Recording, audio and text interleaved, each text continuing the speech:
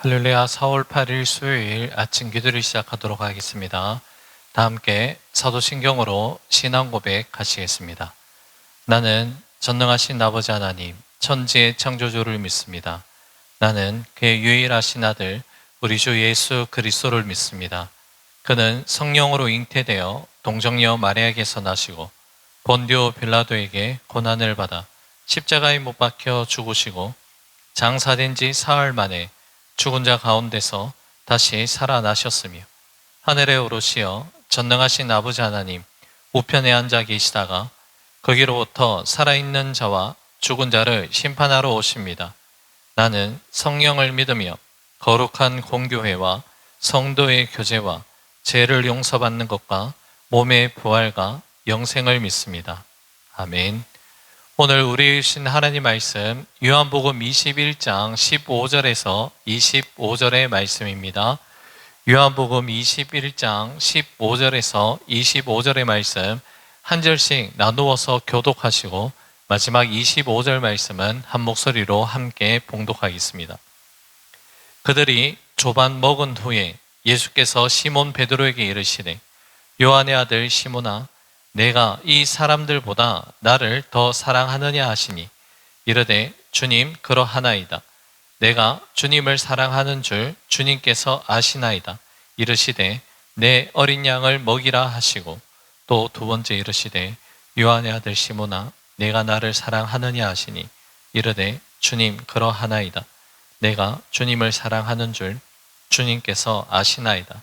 이르시되 내 양을 치라 하시고 세 번째 이르시되 요한의 아들 시몬아 내가 나를 사랑하느냐 하시니 주께서 세 번째 내가 나를 사랑하느냐 하심으로 베드로가 근심하여 이르되 주님 모든 것을 아시오매 내가 주님을 사랑하는 줄을 주님께서 아시나이다. 예수께서 이르시되 내 양을 먹이라.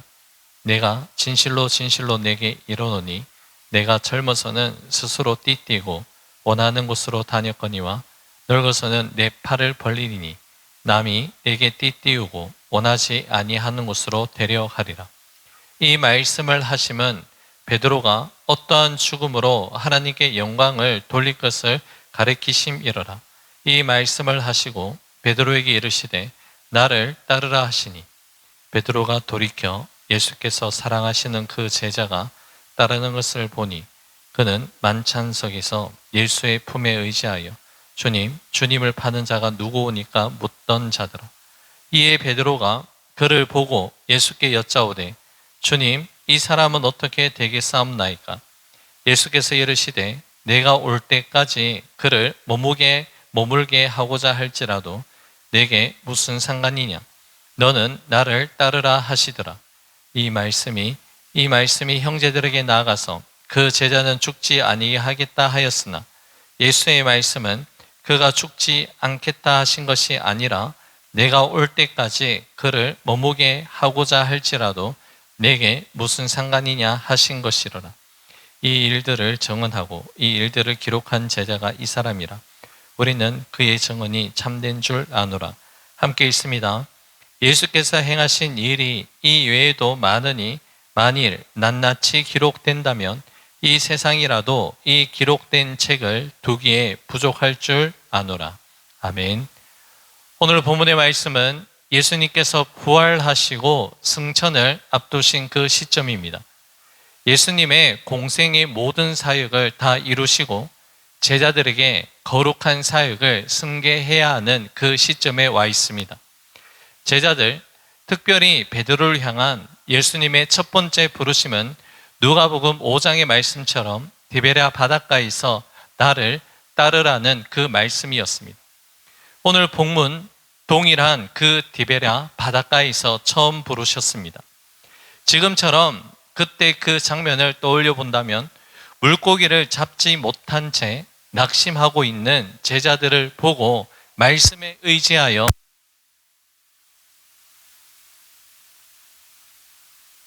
말씀에 의지하여 그물을 내리게 하시고 그리고 그 그물에 걸린 많은 그 물고기 양을 보면서 예수님은 이제 나를 따르라 그렇게 그 한마디 외침에 제자들은 그물을 버려두고 예수님을 따르기 시작했습니다. 오늘 본문의 말씀에서는 그 부르심의 첫 현장이었던 게네사렛 호수 디베랴 바닷가에서 예수님께서 두 번째 부르심을 준비하고 계십니다. 자, 이 두 번째 부르심은 어떻게 시작되었을까요? 이번에 단순히 따르는 그 부르심이 아닙니다. 예수님께서 이제는 하늘 보좌로 승천하시기 위해 이 땅에서의 모든 사역을 매듭짓는 그러한 시점, 그러한 날입니다. 그러하기에 이제는 이 남은 사역을 제자들에게 승계하기 위한 더 큰 부르심이 기다리고 있었습니다. 시몬 베드로에게 예수님 질문을 하십니다. 15절 말씀입니다.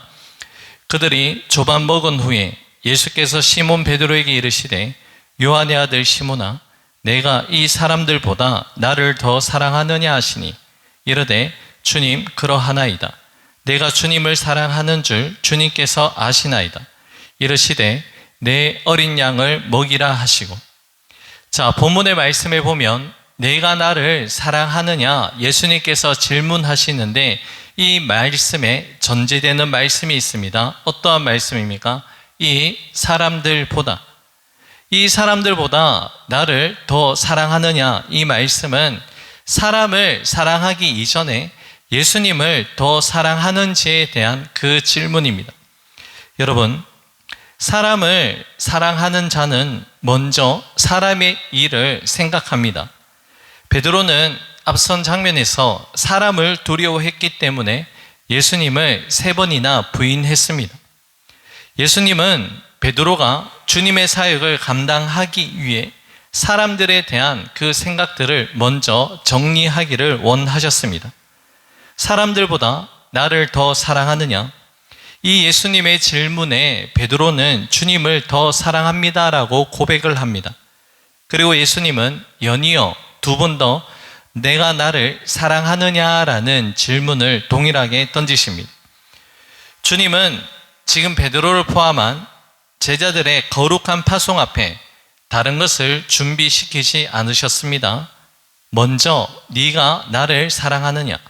바로 예수님을 향한 그 사랑이 충만한 것이 가장 중요한 사역의 출발이라는 것을 말씀을 통해서 우리는 깨닫게 됩니다.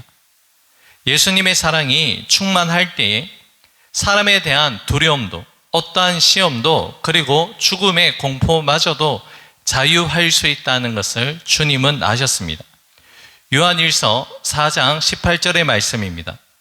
사랑 안에 두려움이 없고 온전한 사랑이 두려움을 내쫓나니 두려움에는 형벌이 있음이라.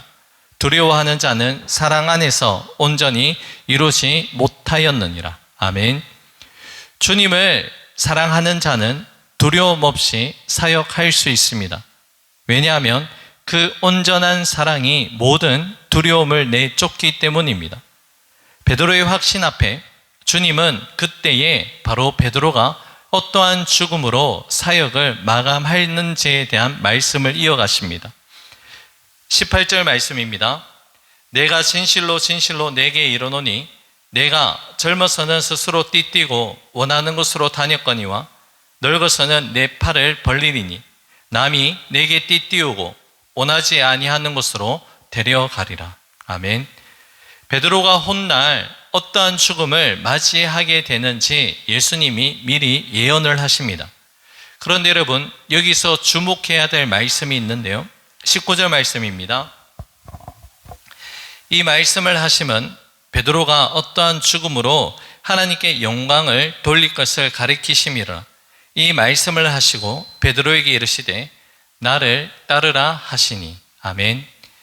이 말씀을 묵상하면서 우리 인생의 마침표인 죽음을 통해서도 하나님께서 친히 영광 받으신다는 것을 우리는 묵상할 수 있습니다.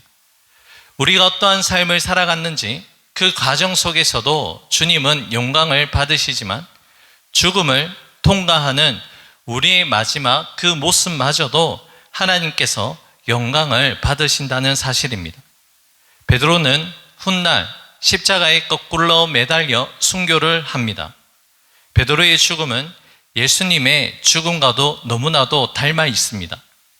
예수님을 사랑하지 않고는 죽음의 공포를 이겨낼 수 없었을 것입니다. 예수님께서 3번이나 나를 사랑하느냐 이렇게 질문하신 것은 다른 이유들도 많겠지만 그 사랑으로 모든 사역의 두려움을 이겨내야 한다는 메시지를 담고 있습니다. 그러하기에 우리 주님은 그 죽음을 영광스럽게 받아들이신다는 것을 미리 말씀하십니다.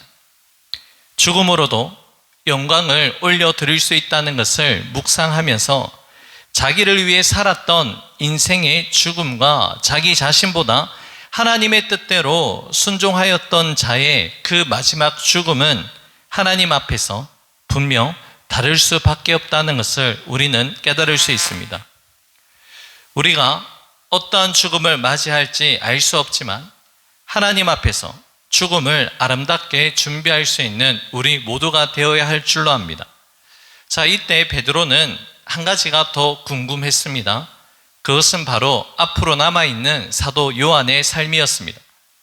자신에 대한 삶에 대한 숙고보다 곧바로 예수님의 사랑을 많이 받은 제자 요한은 앞으로 어떠한 삶을 살아갈지 궁금해지기 시작했습니다. 하나님과 나와의 1대1의 관계성보다 우리는 때로는 타인과 하나님과의 관계성을 더 궁금해합니다. 저 사람은 어떻게 될 것인가? 저 사람이 가는 길과 내가 가는 길이 어떻게 다를 것인가? 누구의 십자가가 더 큰가? 누구의 십자가가 더 작은가? 우리는 비교하는 가운데 기쁨을 느끼기도 하고 때로는 실망을 하기도 합니다. 하지만 성경의 가르침, 말씀은 너무나도 분명합니다.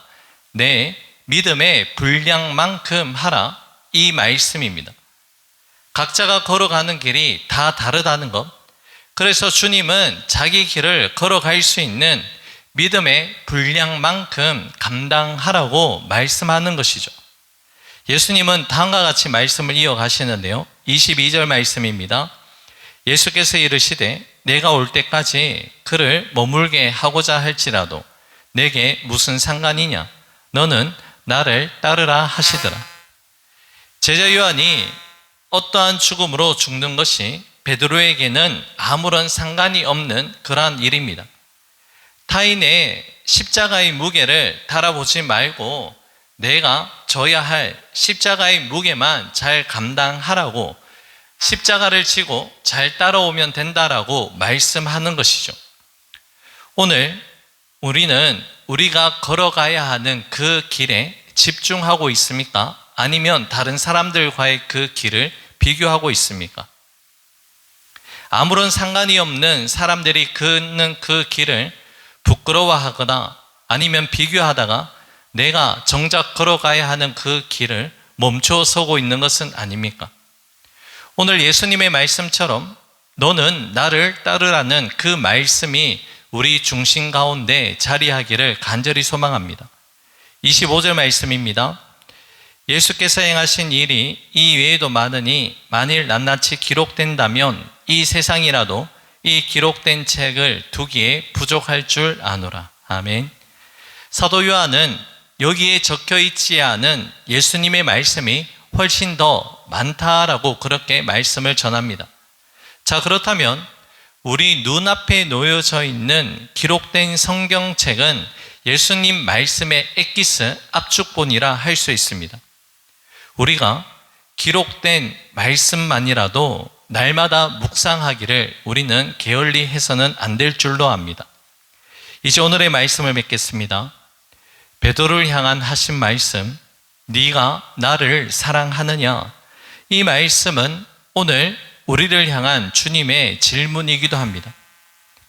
이 말씀이 우리를 모든 사역의 출발점이 될 수 있고 가장 큰 부르심의 질문이라는 것을 깊이 깨닫고 우리들 또한 베드로처럼 내가 주님을 사랑하는 줄 주님께서 아십니다라는 이 고백으로 오늘 이 하루도 믿음 안에서 승리할 수 있기를 주님의 이름으로 간절히 축복합니다. 기도하겠습니다. 고맙고 감사하신 사랑의 주님, 실패한 베드로를 찾아와 다시 한 번의 기회를 주신 주님의 은혜를 기억합니다. 세상 사람과 환경을 두려워하기보다 주님을 향한 그 사랑이 우리 삶의 첫 번째 이유가 될 수 있도록 역사하여 주시옵소서. 사람의 일을 먼저 생각하던 모든 마음들을 내려놓게 하여 주시고 주님의 마음을 먼저 바라볼 수 있는 우리의 삶이 될 수 있도록 은혜를 다하여 주시옵소서. 그리할 때에 네가 나를 사랑하느냐 질문하시는 주님의 음성에 온 마음으로 우리의 삶을 들여 응답할 수 있는 우리가 될 수 있도록 역사하여 주시옵소서. 또한 주님을 향한 충만한 사랑이 우리 안에 자리하고 있는 모든 두려움과 세상의 힘을 내쫓는 강력한 힘이 될 수 있도록 역사하여 주시옵소서.